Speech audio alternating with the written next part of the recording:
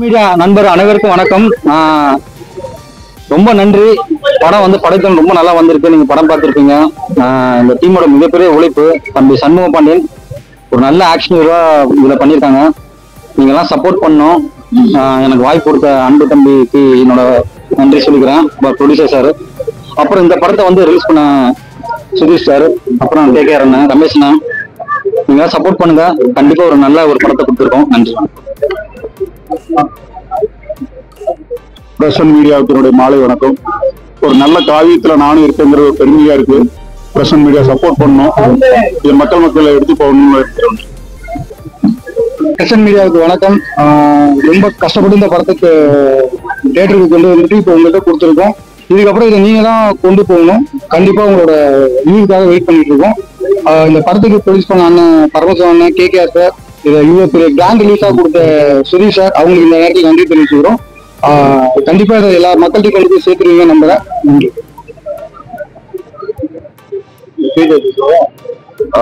Prasan media எல்லாருக்கும் வணக்கம். படம் வந்து நீங்க எல்லாரும் பார்த்திருக்கீங்க, நல்ல ரிவ்யூ சொல்லியிருக்கீங்க. நன்றி. நீங்க தான் வந்து இந்த படத்தை மக்களுக்கு நல்லபடியா சேர்க்கணும். எப்படி நீங்க உங்களுக்கு என்ன ஆக்சுவலா ஃபீல் ஆச்சு படத்துல, நீங்க என்ன ஃபீல் பண்ணீங்களோ அதை மக்களுக்கு நல்லபடியா சொல்லி நீங்க வந்து படத்தை இன்னும் ஒரு ஸ்டெப் மக்களுக்கு நீங்க ரீச் பண்ண வைப்பீங்க நான் நம்புறேன். நாங்க எல்லாரும் எங்க பெஸ்ட்டை கொடுத்துருக்கோம். நீங்க உங்களோட ரிசல்ட்ஸ் எங்களுக்கு சொல்லுங்க. படம் எப்படி இருந்துச்சு, பிடிச்சிருந்தா இல்லையா, என்ன பெட்டர்மெண்ட் பண்ணணும் பண்ணக்கூடாதுன்ட்டு. அதே மாதிரி அப்பாவோட ஏஐ வந்திருக்கு படத்துல. அது நிறைய பேர் வந்து வீடியோஸ் எடுத்து போடுறாங்க, நிறைய பேர் பிடிச்சிருக்கு. ஸோ பார்க்காத ஆடியன்ஸ் நீங்க போய் அதை நீங்க தியேட்டர்ல பாருங்க. அது உங்களுக்கு கண்டிப்பா பிடிக்கும் நான் நினைக்கிறேன். நான் ஏற்கனவே சொன்ன மாதிரி தான் இந்த படம் நிறைய ஸ்ட்ரகிளை தாண்டி நிறைய பிரச்சனையை தாண்டி வந்திருக்கு. ஒரு வழியா நாங்க தியேட்டருக்கு வந்துட்டோம். ஆடியன்ஸ் நீங்க தான் எங்களுக்கு சப்போர்ட் பண்ணி ஹெல்ப் பண்ணணும். நன்றி.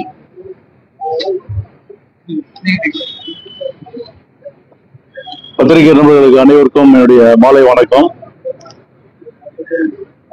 இந்த படைத்தலைவன் வந்து கிட்டத்தட்ட ஒரு 4-5 மாசமாக 3-4 தேதி போட்டு அப்படியே தள்ளி வந்துருந்துச்சு. அப்போ சண்முக பாண்டி வந்து தள்ளிலே போகுது, தேட்டர் கிடைக்கல அப்படின்னு. அப்போ டைரக்டரும் ப்ரொடியூசரும் வந்து இதை பார்த்தாங்க. கேப்டன் சினிகிரேஷன் ஆரம்பிச்சு 20 years ஆகுது. சகாப்தம் மூலியமாக சண்முக பாண்டியனை 2014 அறிமுகப்படுத்துறோம். அதுக்கு பிறகு பெரிய கேப்பு. ஸோ பெரிய படம் மறுபடியும் மீண்டும் சமூக வச்சு படம் பண்ணணும்னு ஒரு ஐடியா இருந்தது.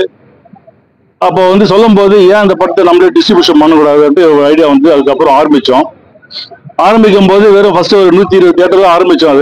அது போக போக பார்த்தீங்கன்னா இன்னைக்கு தமிழ்நாட்டில் மட்டும் கிட்டத்தட்ட ஒரு 375 சென்டர் போட்டிருக்கோம். ஸ்கிரீன் பார்த்து அதிகமாக இருக்கும். எஃப்எம்எஸ்ல பார்த்தீங்கன்னா 150 தியேட்டர், கிட்டத்தட்ட ஒரு 500 தியேட்டருக்கு மேலே இன்னைக்கு வந்து இந்த படம் ரிலீஸ் ஆயிருக்கு.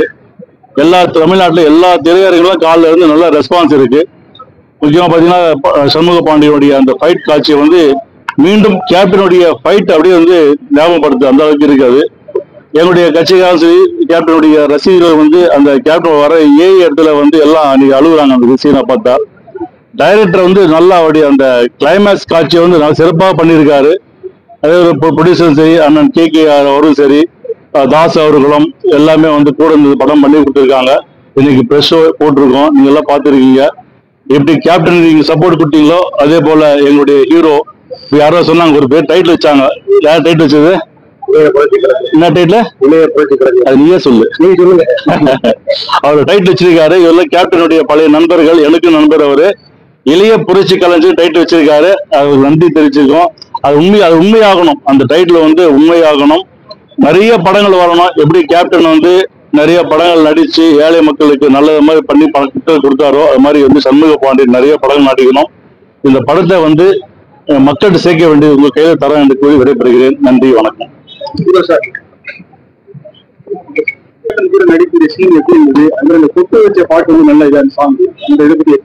எனக்கு அப்பாவோட அந்த ஒரு பாடி டபுளை வச்சு பண்ணும் போது எனக்கு வந்து ரொம்ப எமோஷனலா இருந்தேன். அன்னைக்கே நான் செட்ல ஒரு 2 வாட்டி அழுதேன். யாருக்குமே தெரியாது. நான் ரூம் போயிட்டேன். என்னால அதை வந்து அக்செப்ட் பண்ணிக்க முடியல. ஏன் இன்னைக்குமே வந்து நான் வந்து ஃபர்ஸ்ட் ஷோ பார்க்கும் போதே நான் அப்பாவை ஸ்கிரீன்ல பார்க்கணும் அழுக ஆரம்பிச்சிட்டேன். நான் அறியாமலே அழுக ஆரம்பிச்சிட்டேன்.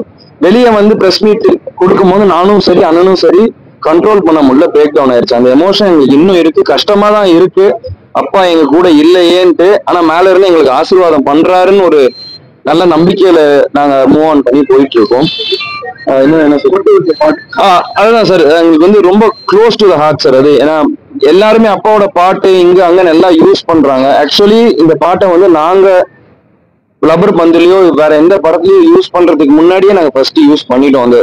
ஸோ இது நிறைய பிரச்சனை, நிறைய டிலேஸ் கழிச்சு படம் வந்ததுனால எங்களுக்கு டிலேவா வந்துச்சு. ஆனா எனக்கு வந்து அந்த பாட்டு தான் வைக்க போறோம்னு எனக்கு ரொம்ப சந்தோஷமா இருந்தது.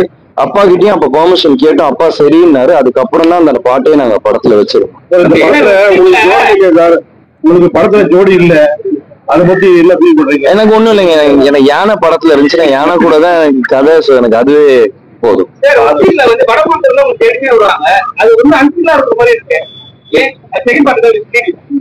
இல்ல பிரதர், அது நாங்க வந்து அந்த யானையை தேடி ஒரிசாக்கு போறது என்ன கேக்குறீங்க? ஆமா, இல்ல அது இன்டர்வல் பார்க்க ட்விஸ்டுக்காக தான் அதை வச்சது. இன்டர்வல் பார்க்க ட்விஸ்டுக்காக தான் வச்சது. அதுக்கப்புறம் அது நம்ம போறதுல முனிஷ்காந்த் சார் வாய்ஸ் ஓவர்ல சொல்லியிருப்போம் எதுக்காக அந்த யானைக்காக அவங்க வந்திருக்காங்க அப்படிங்கிறத நம்ம சொல்லியிருப்போம். யானை ஒரிசாக்கு தான் போச்சுன்னு எப்படி அவங்க இன்ஸ்பெக்டர் பிடிக்கிறாருல்ல சார், ஒடிசால இருந்து தலைக்கு விலை வச்சிருக்காங்க அப்படின்னு நாங்க சொல்றாரு. அங்க இருந்தா ஒரிசாவுக்கு அவங்க மூவ் ஆகும். அங்க 4 பேரை குடிக்கிற இடம் இருக்குல்ல, அந்த இடத்துல நம்ம சொல்லும் போதுதான் இது ஒரிசால தான் யானை இருக்கு. ஹீரோக்கு வேற படத்துல வேற எந்த வித பிரச்சனையும் இல்லை. இப்போ இந்தியாலன்னா ஹீரோ பிளைண்டா தான் யானையை தேடிட்டு இருக்காரு. அப்ப ஒரிசாங்கும் போது அந்த ஒரிசாவை நோக்கி கிளம்புறோம்.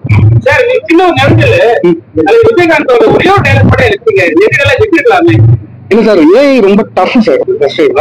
அப்படி பார்த்தா அது பாசிட்டிவா வைக்கணும் அப்படின்னா கம்ப்ளீட்டா ஒரு போர்ஷனே வச்சிருக்கலாம். ஏஐ டஃப், அதுக்கான ஒரு பட்ஜெட் இருக்கு, அதை கரெக்டா பண்ணணும், இல்லைன்னா தொற்றக்கூடாது அப்படிங்கிறது ரொம்ப கிளியரா. ஓகே, அது ஒரு சின்ன ஓகே. ஆமா, ஓகே. இப்ப ரமணால வந்து ப்ரொஃபஸர்கிட்ட வளர்ந்த ஸ்டூடெண்ட்ஸ் இருக்காங்கல்ல, அவங்க அதை எப்படி கூப்பிடுவாங்க? ப்ரொஃபஸர் தானே கூப்பிடுவாங்க. அதுல ஒரு ஸ்டூடெண்டா நீங்க இன்வைட் பண்ணி பாத்தீங்கன்னா அந்த இன்ஸ்பெக்டர் ப்ரொஃபஸர் கூப்பிட்டா லாஜிக்கா தான் போயிருக்கு. அதனால சினிமா யூனிவர்ஸ் குள்ள கனெக்ட் ஆகுற மாதிரி அதனால ப்ரொஃபஸர்னு வச்சு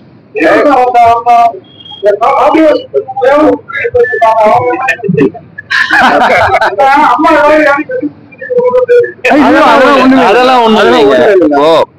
இப்போ அவங்களோட நான் கட்டி பிடிச்சி டிவேட் பண்ணா கதையை விட்டு ரொம்ப வெளியே போயிடும். நான் யானையை தேடி போயிருக்கேன், நான் ஒன்னும் யாரையும் கட்டி பிடிச்சி ஆட போகல. சோ யானையை தேடி போனா அந்த இதுதான் கதைக்காக கொண்டு போனது. இந்த படத்துக்கு ஹீரோயின் வைக்க கூடாதுன்னோ இல்ல டிவேட் வைக்க கூடாதுன்னோ எந்த இன்டென்ஷன் கிடையாது. நான் வந்து என்ன கதைக்கு தேவையோ அதை தான் நாங்க எடுத்துருவோம், மத்தபடி வேற எதுவுமே கிடையாது.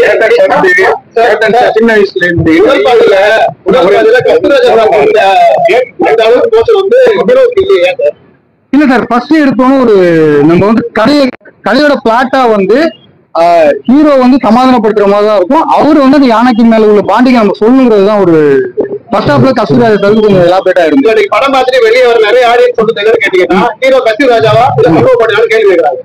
இல்ல சார், கதைக்கு தேவைப்படும் போதுதான் இருக்கு, நாங்க வைக்கணுங்கிறதுல வைக்கவே இல்லை சார். எங்கேயுமே அது வைக்கணுங்கிற இடத்துல வைக்கவே இல்லை. நரபலி வந்து தமிழ்நாட்டிலேயே ஏகப்பட்ட இடத்துல குழந்தைங்கள பெரியவாங்க பிடிச்சிருக்காரு காட்சியை இங்கே நடந்திருக்கு. ஒரிசாவில் போய் இந்த காட்சி வந்ததுக்கு என்ன காரணம்? அது யானைய நரபலி கொடுக்க போறாங்கன்னு சொல்றது வந்து இதுவரை இந்தியாவில இது மாதிரி ட்ரூ இன்சிடென்ட்ல வந்து நடந்த ஒரு விஷயத்தை தான் எடுத்துட்டு வச்சிருக்கு. இப்ப வந்து இப்ப சொந்த குழந்தைய கொடுக்குறாங்க, இது வரும்போது உங்களுக்கு ஷாக் ஆகுது. இது மாதிரி ஒரு இன்சிடென்ட் நடந்தது, அது வந்து பெருசா போக்கஸ் ஆகல. அதனால ட்ரூ இன்சிடென்ட் அந்த கிளைமேக்ஸ் ட்ரூ இன்சிடென்ட் ஒரு ஈவெண்ட் இல்லை.